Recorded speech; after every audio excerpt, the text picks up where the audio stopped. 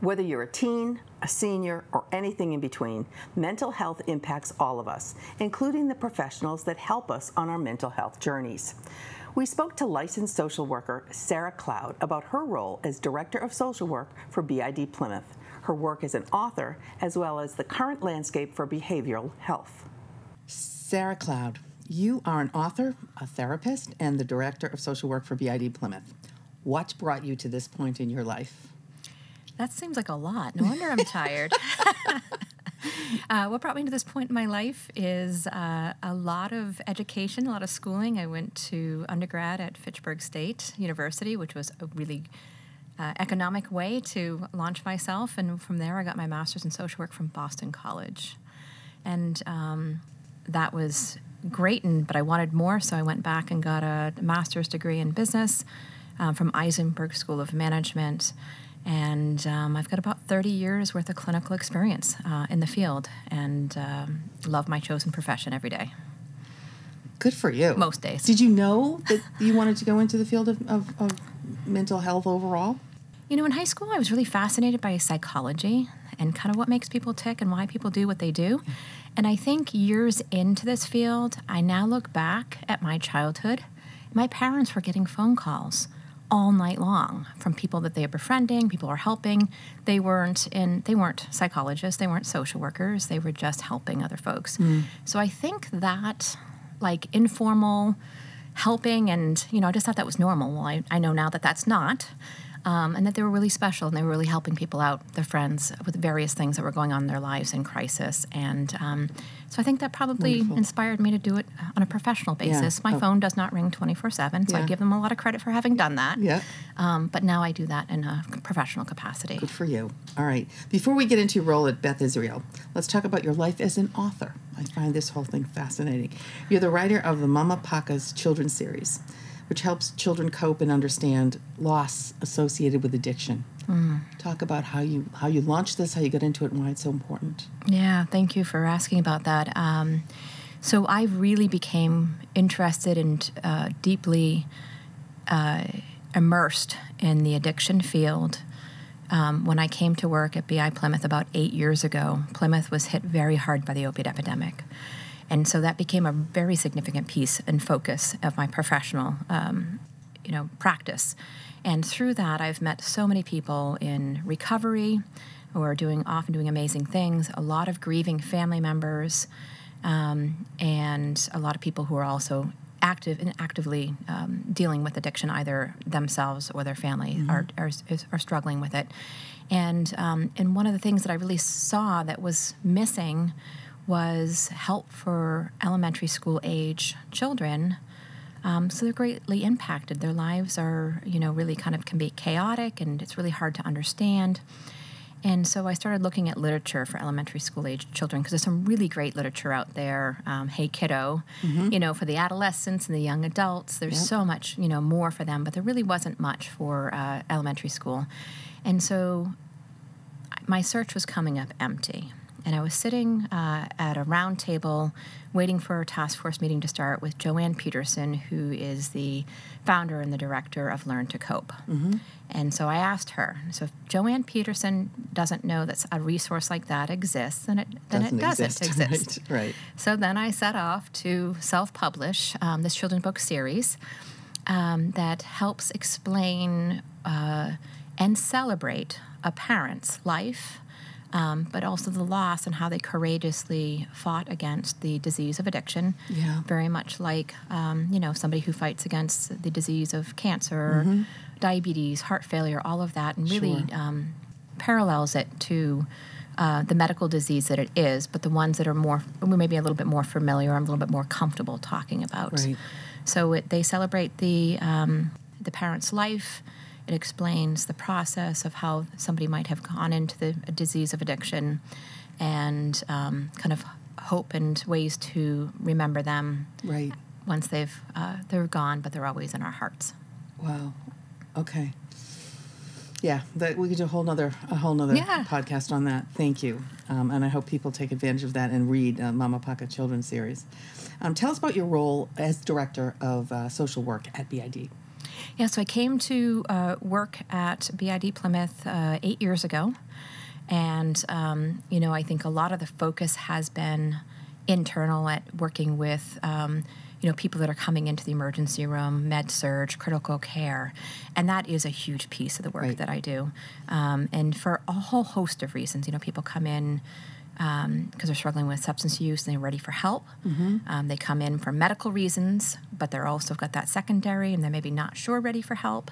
Helping adjust to, illnesses, sudden loss, sudden death, just really a whole host of reasons why people come into the emergency room or medically. And having a team, we have a team of phenomenal social workers, psychiatric nurse practitioners. We have recovery coaches. They're people who have lived experience. They're in recovery themselves. Right. So we have this whole team of behavioral health specialists. So you could have a number of different reasons why people cross your path or why you need to support them. Yes. Okay. And do they almost always come in through the ER, or is it?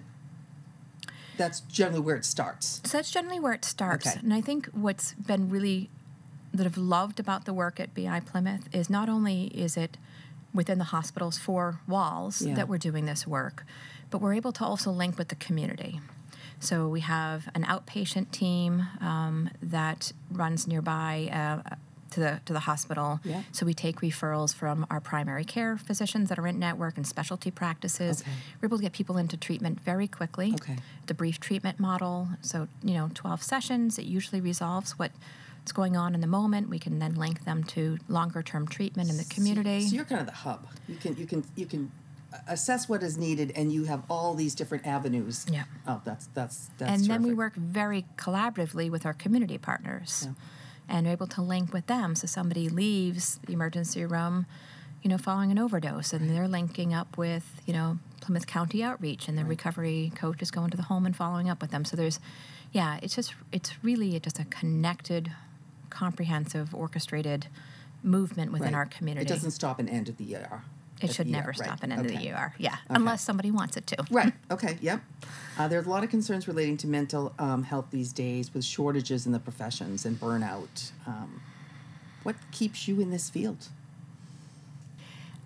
Variety keeps me in the field. As you can tell, I do a lot of different things, and I think the other piece, that most important thing in addition to variety that keeps me in the field is hope. Talk about that. Yeah, so I am inspired on a daily basis by people who are done very significant things with their lives, really turn things around. Not to say that they haven't struggled and they haven't fought hard, but they're shining. They have found their path to recovery, their path, whether it be through mental health, and well-being, whether it be recovery. So to see that recovery is possible and what amazing things happen in one's life once they found recovery, inspires me to want to bring that back and try to help connect everyone else with the same amazing things that they have discovered in that wellness journey. Oh, good for you. You see, you're the type of person that always sees the positive too. You're just that kind of person. Now, there's been a long-standing stigma around, mental health, and it seems it's becoming less and less so. That people can talk about it more. It's becoming more in the mainstream. Mm-hmm. How has that happened? Why has that happened? It's a movement in the right direction. We have so far to go. I'd like to think that part of this is everybody's been impacted, unfortunately. The pandemic has really left a mark. In particular, the social isolation and the stress related to it has been very significant, and all the losses. Right. There's so many layers of losses, whether you've lost a job, whether you've lost stable housing, you've lost a loved one or a friend or somebody to the pandemic. I mean, there's just so many layers of losses that people have experienced, and I think that we just need to talk about it more often. I think people are talking about it more often. So I think those are all the really great things, and I think there's been a lot of promotion of health and wellness in social media, on TV. So I think there's a lot more availability. You see more and more ads about it. You see more and more social posts about it. It's becoming more in the mainstream of things that you can talk about. And some really cool platforms have come out via telehealth. Yes, talk about that. That make it more accessible. There's all sorts of different platforms that so you don't have available. You make an appointment and go wait a month to see someone in person. Yeah. There's other other options you can have. Now, there's different mental health needs for different age groups. I know the seniors have their own sets of issues with isolation and aging, and then so do young people. So how do you serve or service those separate groups? How do you go at them differently? So I think, as you said, each age group has a different need, a different approach that we take. I think there's a lot of similarities, though, between all of them. I think, with the older folks, there's the cognitive decline that's been accelerated due to isolation. So that's a really important aspect. For the younger folks, they've had different reactions to the social isolation and for being off track of what the routine is and all the normal activities that come along with being a youth.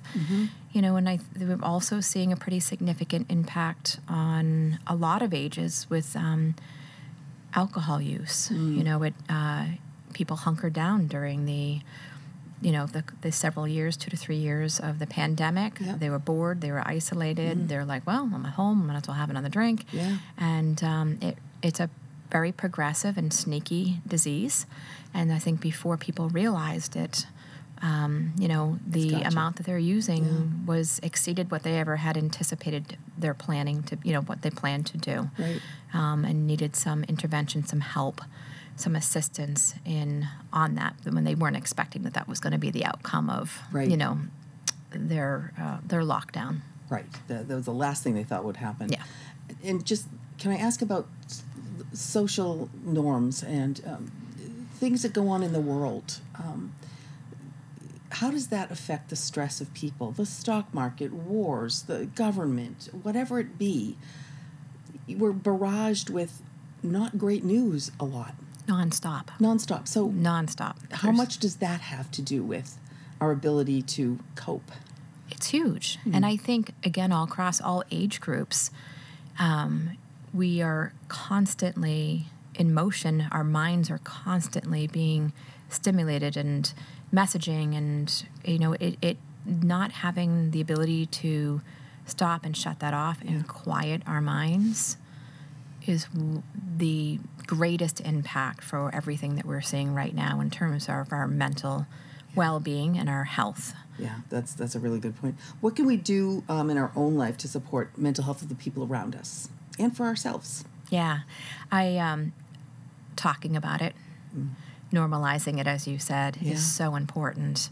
Reaching out and connecting. You worried about somebody, they've been quiet, they haven't quite been themselves. It's okay to, reach out and ask them, how are you doing? I noticed that you're kind of quiet lately, Is there, do you want to talk? Do you want to go for a walk? So, and doing the same for yourself. Right. There are people that, and I know when we don't feel well and we're feeling depressed and, we think that people don't care. Well, most of the time that's not true, right. So getting over that and reaching out to somebody yourself and say, hey, you want to go for a walk? I just need to talk to somebody, or I'm just not having a good day. So I want to encourage people to do that as well. And it can be as simple as that. Yeah. Yeah. And lastly, in our last minute or so, what advice would you have for other people that are entering this field or thinking about entering this field? It is a great field.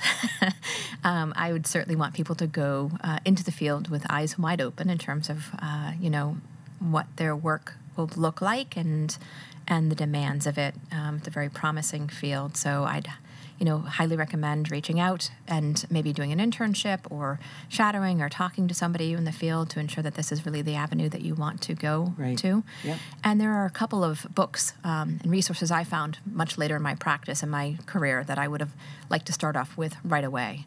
And one of them is The Deepest Well by a pediatrician, a Jamaican-born pediatrician, Dr. Harris Burke. So I think that was a really great way to think about whether you really want to work in the field and whether this is for you. And you not only can do what you do at BID, but you can also have a private practice, correct? Yes. And you want to give yourself a plug for your private practice and why that's important to dovetail to what you do every day? Yeah, so it's a nice kind of variety and a different pace for me to do a private practice. And there's a lot of platforms out there right now that make it really easy for providers like myself, a therapist, to offer private practice, and for people who are thinking about going into and getting a therapist. So I use Hello Alma, ALMA. You can really go on, you can search, and you can do free consults for 15 minutes. Shop around. Find the one that's going to be a right fit for you. For you, right. Because if we're not, it's not one size fits all. Right. I'm not going to be the right therapist for everybody. Right. You know, so yeah, you can book these 15-minute consults. You can talk to a couple people. There. They're getting Resources getting there. better. Yeah, they're getting better. Okay. Yeah. So it's really exciting times. Thank you so much, Sarah Cloud. We so appreciate you being here today. Yeah, I always enjoy meeting with you. For more information on the Mama Paca's children's series, please visit mamapaca.com.